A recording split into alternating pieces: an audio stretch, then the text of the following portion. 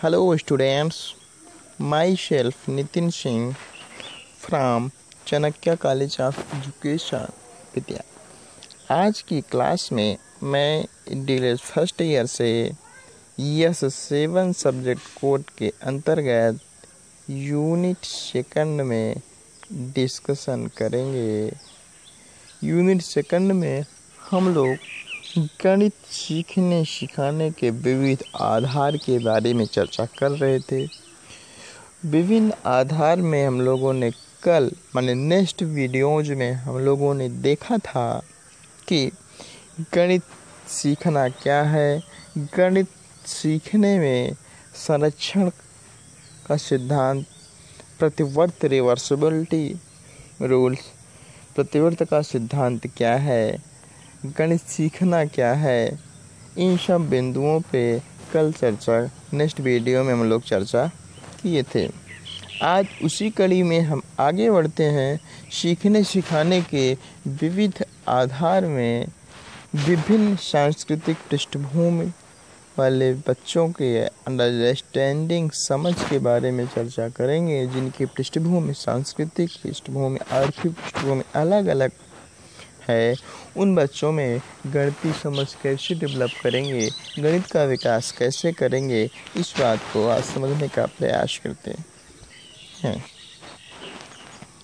हम देखते हैं बच्चों की पृष्ठभूमि के समझ के आधार को आगे बढ़ाना।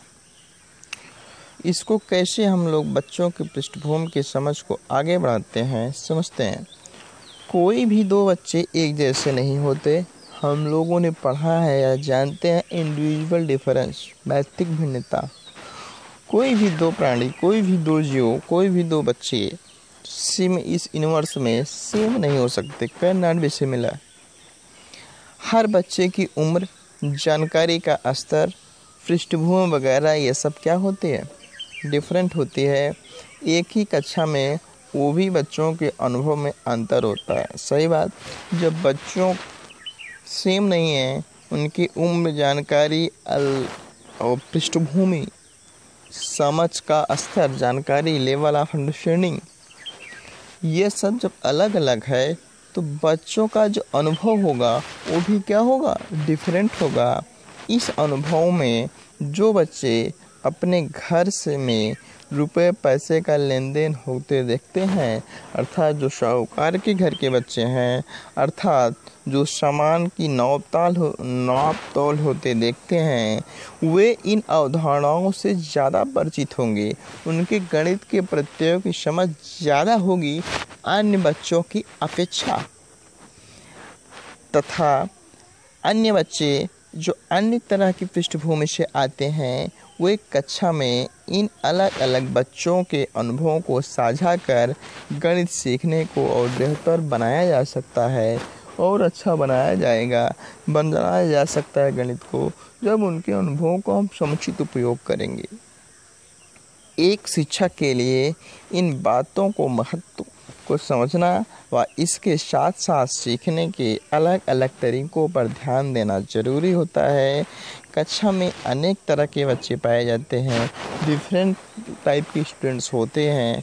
अक्सर पढ़ाते समय हमें ऐसे उदाहरण देने लगते हैं जिनमें बच्चों के अनुभव क्षेत्र का उपयोग होता हो, अर्थात हमें कक्षा में ऐसे एग्जाम्पल देने चाहिए जिनमें बच्चों के एक्सपीरियंस का उपयोग कर सके, जो बच्चों के पहले के अनुभव का हम नवीन ज्ञान से जोड़ सकें, प्रत्यय को समझा सकें। जैसे काउंटिंग करने में, एडिशन करने में इत्यादि बात करते समय बच्चों द्वारा खेले गए खेलों के अनुभव के स्थान पर अपरिचित या जटिल संदर्भ से शुरू करते हैं। प्रत्येक बच्चों के लिए कक्षा की रचना ही नहीं, किंतु हर बच्चों के लिए कक्षा में जगह होनी चाहिए। वे अपने अनुभवों का उपयोग सुनिश्चित करना चाहिए या सुनिश्चित रूप से कर पाएँ, इस बात को एक शिक्षक को ध्यान देना चाहिए। इस पृष्ठभूमि के अलावा, पृष्ठभूमि का मतलब शिक्षक को पढ़ाते समय बच्चे के प्रत्येक अनुभव को समझना चाहिए, उनकी बातों को ध्यान देना चाहिए, उनके अनुभव क्षेत्र का उपयोग करना चाहिए। इसी की कड़ी में इस पृष्ठभूमि के अलावा गणित सिखाते समय बच्चों को इस सोचने के ढंग को भी ध्यान में रखने की ज़रूरत होती है। वे किस ढंग से सवाल हल करते हैं, समझकर उस तरीके से भी ज़्यादा सरल बनाया जा सकता है। चलिए एक उदाहरण देखते हैं जिससे हम शिक्षक ने अनेक विद्यार्थियों को सीखने में मदद के लिए समझ को ध्यान देते हैं, या अलग अलग पृष्ठभूमि के बच्चों को हम कैसे समझाते हैं उसके हम एक एग्जाम्पल के द्वारा समझने का प्रयास करते हैं। एक गांव में स्कूल के 5वीं कक्षा की एक बच्ची, इसका नाम सुमिता है, उसको ऐड या सब्ट्रैक्शन के बारे में औपचारिक तरीके से परिचित कराया जा रहा था, बताया जा रहा था। शिक्षक ने औपचारिक तरीके से पहले यह समझाने की कोशिश की कि पहले उसे कितना आता है, पहले उसे की अंडरस्टैंडिंग जानने का प्रयास शिक्षक ने किया। उस अंडरस्टैंडिंग समझने के लिए शिक्षक ने क्या किया, शिक्षक ने कहा कि 8, 1 और 11 कितने होते हैं। स्टूडेंट ने बताया सही। फिर शिक्षक ने पूछा ये तो आपने कैसे लगाया, ये आपने कैसे समझा। सुमिता बताया काउंट करके। मैंने पहले 11 लिया, फिर 8 उसमें काउंट कर दिया। सुमिता ने बड़ी संख्या को आगे गिनने काउंटिंग का तरीका अपनाया और अपना तरीका उस शब्दों में भी समझा पाई। उन्होंने जैसा किया था एडिशन 11 से 8 में, उसको शब्दों के माध्यम से व्यक्त कर दिया। शिक्षक ने कहा अच्छा ये बात है, चलो थोड़ा इसे बताओ। 12, 22 और 19 इसको कैसे ऐड करेंगे। सुमिता ने इसको लिखकर 41। शिक्षक क्या तुमने 22 के आगे एक एक करके गिना। मेरी जैसे उन्होंने काउंट करके सीखा। शिक्षक ने पूछा क्या आपने उसी प्रकार से फिर एक बार ऐड किया था। सुमिता ने कहा मैंने पहले 19 में 10 ऐड कर लिए, फिर 22 में जोड़ा, इस तरह से 32, फिर बचे 9 को जोड़ लिया 41 आ गया। इस प्रकार से सुमिता ने पुनः समूहीकरण रीग्रुपिंग का तरीका अपनाया। उनका रीग्रुप समूह कितने का बना, 10-10 का बना। अब जैसे सुमिता को 22 में 39 ऐड करना हो तो वो क्या करेगी, पहले 10 ऐड कर लेगी 3 बार, देन 9 ऐड कर लेगी। इस प्रकार से उन्होंने पुनः समूहीकरण रीग्रुपिंग का तरीका अपनाया। इस तरीक़ा से आसानी से जोड़ लगाया जा सकता है।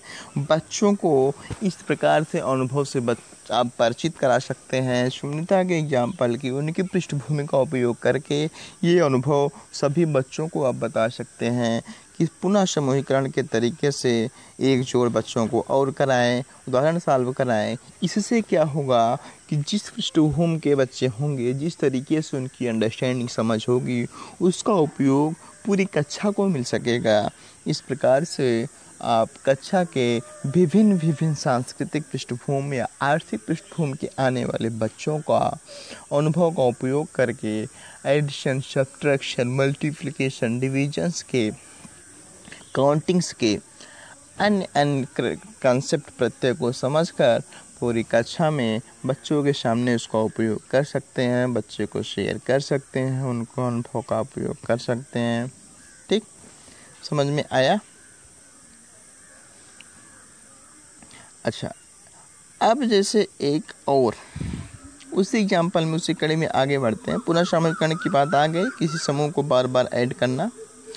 और उसी कड़ी में जैसे उसके बाद लिखित अभ्यास 18 + 5 सुमिता ने हल किया, उत्तर 41। इस प्रकार से बच्चों को अलग पृष्ठभूमि के बच्चे से उपयोग करके अलग प्रकार के क्वेश्चंस को, सवालों को जोड़ करके ऐड करने की बात सिखानी चाहिए। जैसे कोई भी नंबर है, इस प्रकार से हमने ऐड किया, बच्चे को बताया। और इस प्रकार की विधियों से सभी कक्षा में बच्चों को हम परिचित करा सकें, इसके लिए भी हमें उनके अनुभव का उपयोग करना चाहिए कि ये नंबर बच्चे कैसे ऐड कर रहे हैं। इसके बाद कठिनाई स्तर बढ़ा देना चाहिए। इस अंडरस्टैंडिंग्स के बाद एडिशन के प्रत्यय बच्चों में समझ सकते हैं। एग्जाम्पल हम और समझाते हैं। कुछ बच्चे ऐसे होंगे जो अंगुली से काउंटिंग करते हैं, अंगुली से काउंटिंग करके छोटे छोटे एडिशन लगाते हैं। इस प्रत्येक को भी बच्चों को समझाइए, उससे परिचित कराइए। इस अनुभव का उपयोग बच्चे एडिशन सब्ट्रैक्शन में कर सकें। इस प्रकार से दूसरे बच्चे का अनुभव आप अन्य बच्चों तक शेयर कर सकते हैं। यही अलग अलग पृष्ठभूमि के बच्चे होते हैं जिनके अनुभव को हम पूरी कक्षा में उपयोग कर सकते हैं। सवाल जो हम प्रश्न बच्चों से करते हैं, सवालों को बच्चों को अनुभव के संदर्भ में रखना चाहिए। इसका मतलब कोई भी प्रश्न, कोई भी प्रत्यय जो कठिन लगे, जो समझ में ना आए, उसका उपयोग सबसे सरल विधि संख्याओं को जोड़ने के लिए उचित और कुशल तरीकों का इस्तेमाल करने से अच्छी तरह विकसित क्षमता का प्रदर्शन किया जाना चाहिए। इससे क्या होगा, औपचारिक तरीके से जोड़ तोड़ करना कठिन लगता है। इससे कई कारण हो सकते हैं। इससे का मतलब कि हम सारा एडिशन को सरल करने के एक तरीके नहीं, विभिन्न तरीकों का इस्तेमाल कर सकते हैं। कभी कभी स्थानीय मान की पूरी समझ बच्चों में हो जाए तो स्थानीय मान के स्थान पे एडिशन करने की प्रक्रिया को हम समझा सकते हैं। सुमिता को स्थानीय मान की पूरी समझ नहीं थी। सुमिता की दी गई संख्याओं को जोड़ने का यह काम गणितीय नियमों से करना सार्थक न लगा हो। जैसे कि शिक्षक ने सवाल के संदर्भ में ठोस वस्तुओं, सिक्कों को गिनना आदि जिसे सुमिता ने किया था, इसलिए वो सुमिता समझ गई, हल कर पाई। अर्थात कोई भी प्रश्न हो, कोई भी बात हो, सवाल हो, बच्चों के अनुभव व उनके समझ के संदर्भ में रखना चाहिए। हमें बच्चों से कोई भी प्रश्न पूछना हो तो उनका क्या अंडरस्टैंडिंग है, क्या समझ है, वो किस संदर्भ में वो समझते हैं, इन बिंदु को ध्यान में दे करके हम अलग अलग पृष्ठभूमि के बच्चों की समझ विकसित कर सकते हैं। अलग अलग पृष्ठभूमि के बच्चों की समझ को कक्षा में विस्तारित कर सकते हैं। हमारी कक्षा भी इंडिविजुअली डिफरेंस है, व्यक्ति भिन्नताएँ पाई जाती हैं। उस इंडिविजुअल डिफरेंस का हम उपयोग अपनी कक्षा में समुचित ढंग से कर सकें, ये इस बारे में हम समझ होनी चाहिए। अलग अलग बच्चों के अनुभव को भी हम बच्चों को आगे के रूप में समझ सकते हैं। अच्छा, ये जो एग्जाम्पल देखा हमने, उसमें आगे गिनना और पुनः समूहीकरण 2 विधियाँ सीखा। यह संख्याओं के पैटर्न से परिचित कराती है, इसलिए पुनः समूह बनाकर बड़ी संख्या को आसानी से जोड़ सकते हैं और इसका उपयोग करके शिक्षक सवाल को सुमिता की तरह सरल करने के तरीकों भी ढूंढ सकती है। सवाल उनके संदर्भ में रख करके और सवाल को उनके ठोस उपयोग करके। हम थोड़ा एक एग्जाम्पल, एक प्रत्यय आपको और समझाने का प्रयास करते हैं, वो भी अलग पृष्ठभूमि की बात है। इसमें हम समझते हैं क्या है कि रवि नाम का एक बच्चा है जो पटना में जिसका स्कूल है, उस शिक्षक ने, वह कक्षा 4 का बच्चा है जो नए बच्चों को गणित पढ़ाता है। जब नया वर्ष स्कूल शुरू हुआ तो पाठ्य पुस्तक खोलकर बच्चों को 4 अंकों वाली संख्या लिखना सिखाने लगा। उसने किताब में से कुछ हिस्से बोर्ड पर उतार दिए। उसके बाद ढेर सारे सवाल देकर कमरे से बाहर चला गया। बाद में यह देखकर आश्चर्य हुआ कि अधिकतर बच्चे सवाल को नहीं कर पाए। उसके हिसाब से बच्चों की ऐसी परिस्थितियाँ क्यों बनी? इसका मतलब एक शिक्षक था, वो एक शिक्षक ने क्या किया कि जब नया सत्र स्टार्ट हुआ, कक्षा 4 के बुक से पाठ्यक्रम को उठाया।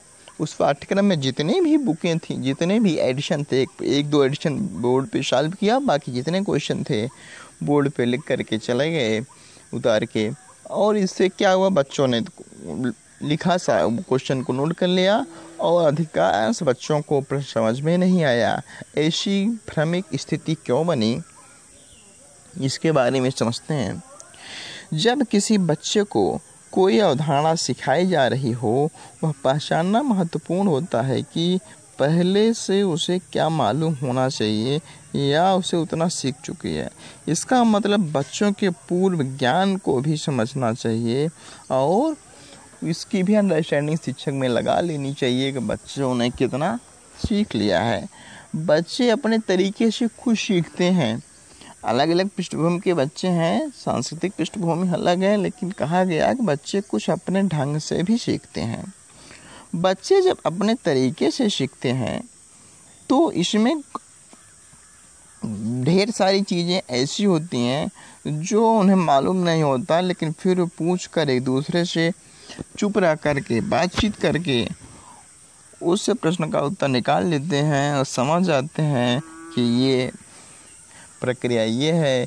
जो बच्चे शिक्षक से पूछने में भय खाते हैं, डरते हैं, वो अपने सहपाठियों से सीख लेते हैं। यही है कि वो अपने आप से अपने ही तरीके सीखते हैं। जिस तरीक़ों को उनकी समझ उनके माइंड में सेटअप हो गया, जिस तरीक़ों को वे आसान समझने लगे, उनका मन मस्तिष्क सरल समझने लगा, उसको अपने हिसाब से सीखते हैं, अपने हिसाब से वो उसकी समझ बना लेते हैं। इस प्रकार से बच्चों के अपने तरीक़ों से सवाल हल करने से रोका जाए, मतलब कि बच्चों में ये बातें लाई दी जाए को अपने तरीके से सवाल को सॉल्व ना कर पाए तो ये क्या होगा, इस प्रकार से अनुचित होगा, गलत होगा, ऐसा आप नहीं कर सकते। हाँ, इस प्रकार से कह सकते हैं कि बच्चों को सवाल हल करने से रोका जाए या उनके सोचने या संबंध बनाने या गणित के पैटर्न पहचानने की क्षमता में रुकावट पड़ती है, ऐसा नहीं कहना चाहिए। अगर आप बच्चों को गणित के सवाल अपने तरीके से करने दें तो आप ये समझिए उनके सोचने की जो अभूतपूर्व विविधता है, उस विविधता को आप देख सकेंगे। उससे बच्चों में गणित पढ़ते समय कुछ अवसर या कुछ मौके पे आपको हैरानी होगी कि बच्चों ने ये बात समझ लिया। बच्चे कितने अलग अलग तरीके से सवाल को हल करते हैं। उनके सवाल जवाब के बीच अक्सर तर्कों का यह सिलसिला जारी होता है, जिसे आप अक्सर खुद तो देखते हैं। लेकिन एक बार 2 अंकों वाली संख्या को गुणा करना सिखाया, फिर मैंने कुछ सवाल दिए। एल्गोरिथम मेथड से बच्चों ने इस प्रकार से लगाया। इसका भी मेथड है, जैसे 12 में इसका मल्टीप्लाई किया गया, 12 में 10 का मल्टीप्लाई किया जाए, फिर 12 का 3 से मल्टीप्लाई करके ऐड कर लिया जाए।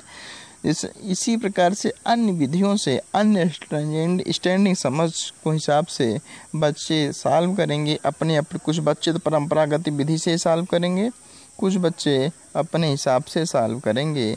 इस प्रकार से आप भी नए तरीक़ों से परिचित होंगे। इस नए अनुभवों को समझने के लिए बच्चे अपने पुराने तरीक़ों को बदलते रहते हैं और उनके मुताबिक नए तरीके खोजते रहते हैं। यही माहौल मिले तो सिलसिला जारी रहता है।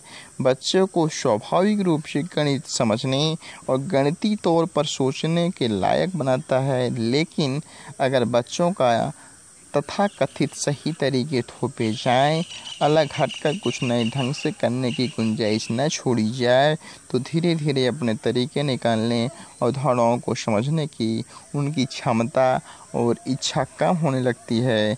इसके साथ साथ रुचि में भी कमी आने लगती है। उनके रुचियों को हम नहीं समझ सकते, उनकी रुचियों में भी भिन्नताएं पाई जाती हैं। इस प्रकार से किसी भी कंसेप्ट को इसमें एल्गोरिथम मेथड से 8+6 को कैसे ऐड किया गया, इसको कैसे ऐड कर सकते हैं, इस प्रकार से बच्चे एक दूसरे से सीखते रहते हैं। अलग अलग पृष्ठभूमि के होते हुए भी उसकी अंडरस्टैंडिंग होती रहती है और वो समझते रहते। आज के लिए इतना ही। कल की क्लास में, कल के वीडियो में हम लोग देखेंगे कि गणित में संज्ञानात्मक विकास, कॉग्निटिव डेवलपमेंट इन मैथमेटिक्स, गणित में संज्ञानात्मक विकास क्या है, इसके प्रत्यय को बच्चों को कैसे समझाएंगे। आज के लिए इतना ही। Thank you class. वीडियो को अच्छा लगे आप लाइक शेयर और सब्सक्राइब करेंगे। Thank you.